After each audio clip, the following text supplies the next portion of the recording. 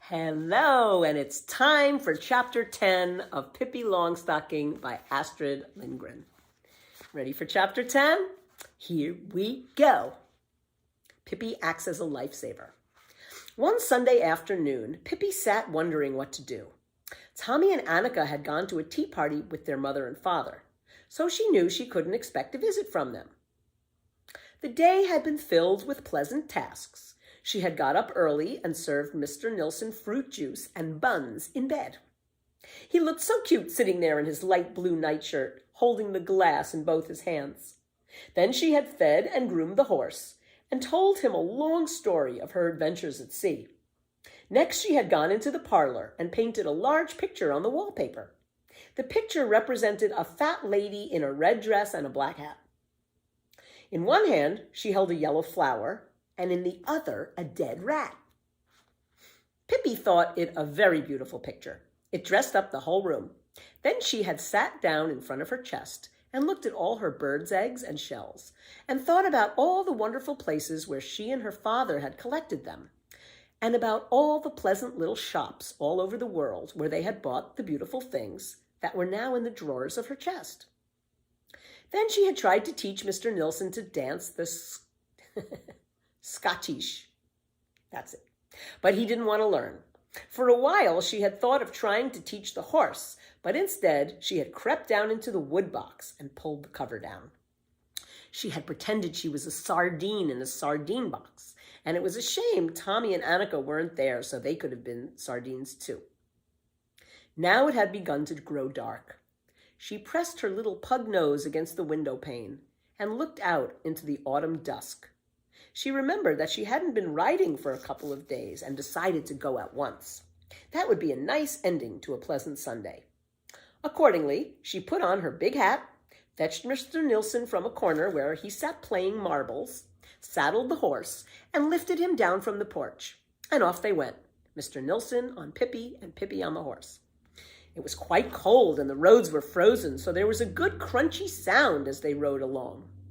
Mr. Nilsson sat on Pippi's shoulder and tried to catch hold of some of the branches of the trees as they went by.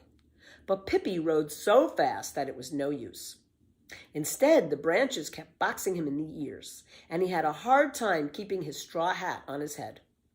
Pippi rode through the little town, and people pressed anxiously up against the walls when she came storming by. The town had a market square, of course. There were several charming old one-story buildings and a little yellow-painted town hall. And there was also an ugly wretch of a building, newly built and 3 stories high. It was called the skyscraper because it was taller than any of the other houses in town. On a Sunday afternoon, the little town was always quiet and peaceful, but suddenly the quiet was broken by loud cries. "The skyscraper's burning! Fire! Fire!" People came running excitedly from all directions.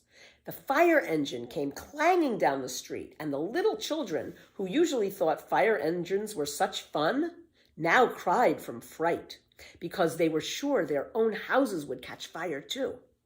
The police had to hold back the crowds of people gathering in the square so that the fire engine could get through.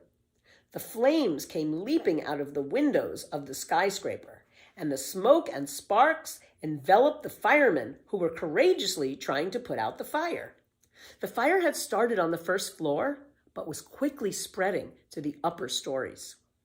Suddenly, the crowd saw a sight that made them gasp with horror. At the top of the house was a gable, and in the gable window, which a little child's hand had just opened, stood 2 little boys calling for help. "We can't get out because somebody has built a fire on the stairs," cried the older boy. He was 5, and his brother a year younger. Their mother had gone out on an errand, and there they stood, all alone. Many of the people in the square began to cry, and the fire chief looked worried. There was, of course, a ladder on the fire truck, but it wouldn't reach anywhere near to the little boys. To get into the house to save the children was impossible. A wave of despair swept over the crowd in the square when they realized there was no way to help the children. And the poor little things just stood up there and cried. It wouldn't be long now before the fire reached the attic. In the midst of the crowd in the square sat Pippi on her horse. She looked with great interest at the fire engine and wondered if she should buy one like it. She liked it because it was red and because it made such a fearful noise as it went through the streets. Then she looked at the fire and she thought it was fun when a few sparks fell on her.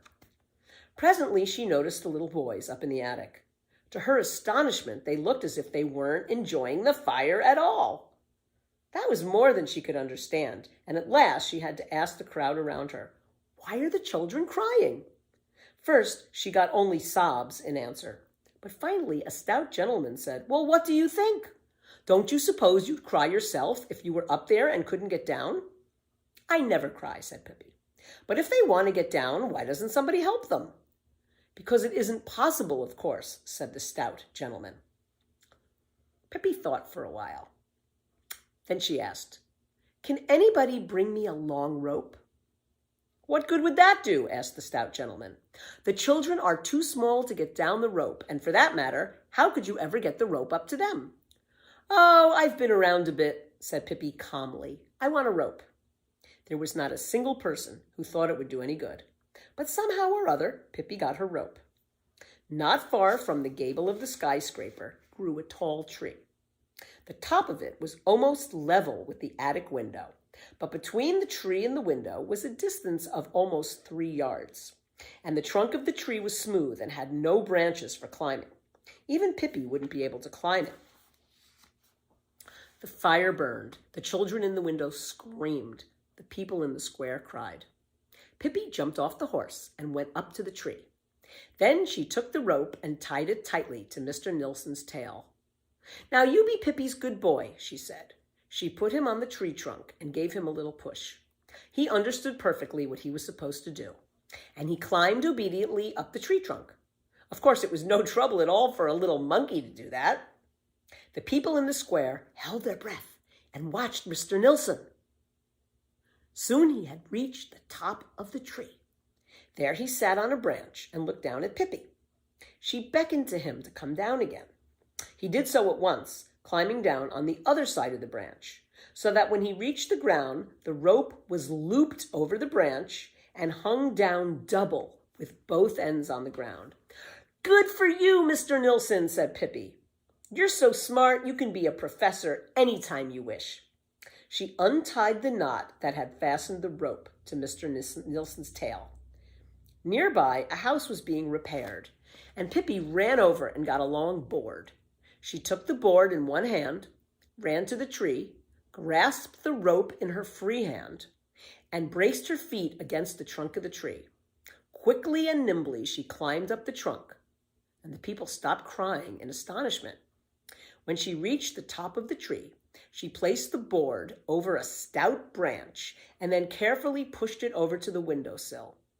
And there lay the board, like a bridge between the top of the tree and the window. The people down in the square stood absolutely silent. They were so tense they couldn't say a word. Pippi stepped out on the board. She smiled pleasantly at the two boys in the gabled window. "Why do you look so sad?" she asked. "Have you got a stomach ache?" She ran across the board and hopped in at the window. "My, it seems warm in here," she said. "You don't need to make any more fire in here for today. That I can guarantee. And at the most 4 sticks in the stove tomorrow, I should think." Then she took one boy under each arm and stepped out on the board again. "Now, you're really going to have some fun," she said. "It's almost like walking the tightrope." When she got to the middle of the board, she lifted one leg in the air just as she had done at the circus. The crowd below gasped. And when a little later, Pippi lost one of her shoes, several old ladies fainted. However, Pippi reached the tree safely with the little boys. Then the crowd cheered so loudly that the dark night was filled with noise and the sound drowned out the crackling of the fire. Pippi hauled up the rope, fastened one end securely to a branch, and tied the other around one of the boys. Then she let him down slowly and carefully into the arms of his waiting mother, who was beside herself with joy when she had him safe. She held him close and hugged him with tears in her eyes. But Pippi yelled, "Untie the rope, for goodness sakes! There's another kid up here, and he can't fly either." So the people helped to untie the rope and free the little boy. Pippi could tie good knots. She could indeed. She had learned that at sea. She pulled up the rope again, and now it was the second boy's turn to be led down. Pippi was alone in the tree. She sprang out on the board, and all the people looked at her and wondered what she was going to do. She danced back and forth on the narrow board. She raised and lowered her arms gracefully and sang in a hoarse voice that could barely be heard down in the square. "The fire is burning, it's burning so bright. The flames are leaping and prancing. It's burning for you, it's burning for me. It's burning for all who are dancing." As she sang, she danced more and more wildly until many people covered their eyes in horror, for they were sure she would fall down and kill herself. Flames came leaping out of the gable window, and in the firelight people could see Pippi plainly. She raised her arms to the night sky, and while a shower of sparks fell over her, she cried loudly, "Such a jolly, jolly fire!" She took one leap and caught the rope. "Look out!" she cried, and came sliding down the rope like greased lightning. "Three cheers for Pippi Longstocking! Long may she live!" cried the fire chief. "Hip, hip, hooray! Hip, hip, hooray! Hip, hip, hooray!" cried all the people 3 times. But there was one person there who cheered 4 times. It was Pippi Longstocking. That's the end of this chapter. Wow, she's so brave and she just knows what to do. That's so great. Next will be chapter 11. Pippi celebrates her birthday, and that'll be the last chapter of this book. So I will see you in the next video for chapter 11. See you then.